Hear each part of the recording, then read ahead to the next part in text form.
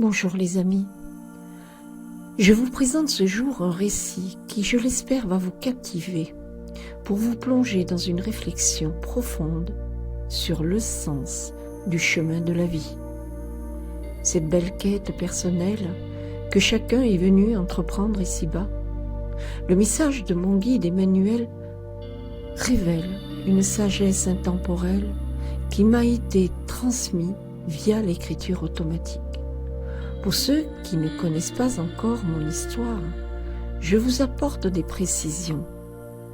Lorsque j'étais dans la grande dimension, j'ai vécu une expérience proche de la mort, et c'est ainsi que j'appelle l'au-delà, la grande dimension. Je voulais, à ce moment-là, dire au revoir à ma fille, et j'entends Emmanuel dire d'une voix impossible à décrire, mais qui a imprégné mon âme à jamais. Ta fille a son chemin. Et je lui pose la question, qu'entends-tu par chemin? Alors je suis dans la vie?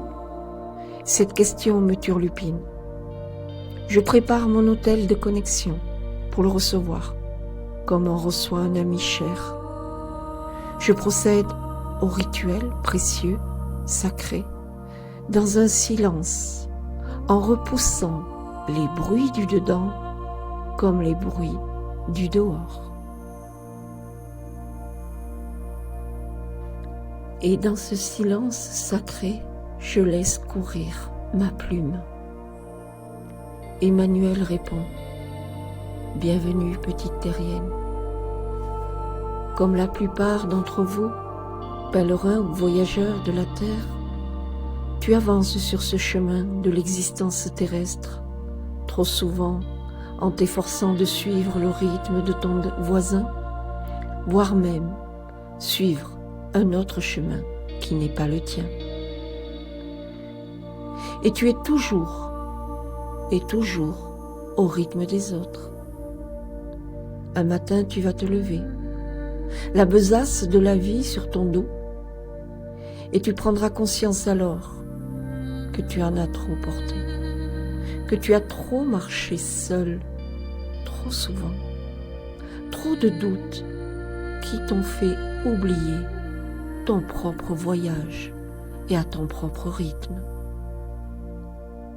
Alors voici, âme de la terre, je te demande de me suivre maintenant et comprends que tu ne peux aller au bout uniquement parce que tu reprends ce qui t'appartient, ton voyage.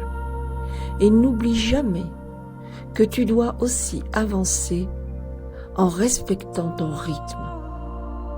Accorde tes pas au battement de ton cœur et non au bruit que font les autres. Ainsi est le chemin, ainsi est ton chemin, ainsi est le chemin de l'existence.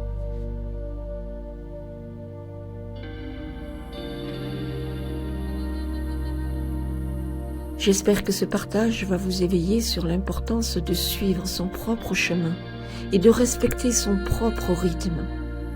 Trop souvent, nous sommes tentés de suivre les pas des autres, oubliant ainsi notre propre voyage et ce qui nous est essentiel.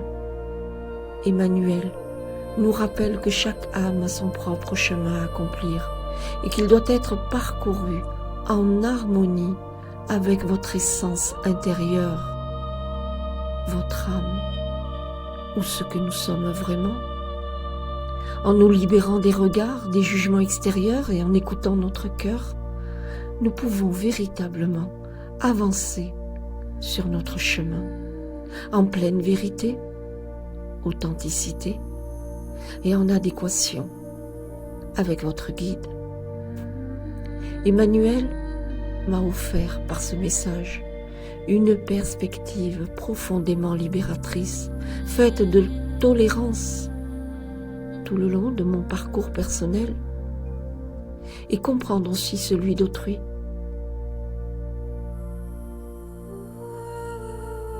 Emmanuel transmet toujours un message derrière le message. Et ici, en l'occurrence, ta fille a son chemin. Il ne m'a pas simplement révélé que ma fille avait son chemin, et ça n'est pas un scoop.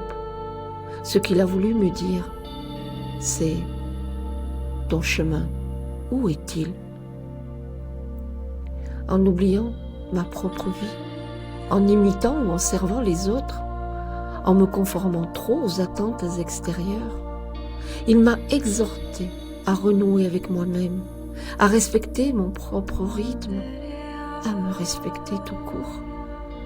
Il m'a encouragée à prendre soin de moi, à être consciente de mes besoins personnels pour ne pas perdre de vue mon chemin, même si cela signifie parfois, et je l'ai vécu, marcher seule à certains moments. En fin de compte, Emmanuel m'a rappelé que la vie sur Terre est une opportunité de croissance et d'embellissement pour peu que l'on sache regarder de l'intérieur. C'est une invitation à révéler sa singularité, à marcher en accord avec soi-même, dans la paix, en honorant notre promesse à tous, une promesse unique que nous sommes venus accomplir sur Terre. Notre voyage a commencé avec notre propre lumière et il convient de respecter cette promesse, de rentrer avec elle et si possible, embellie. Gratitude à Emmanuel.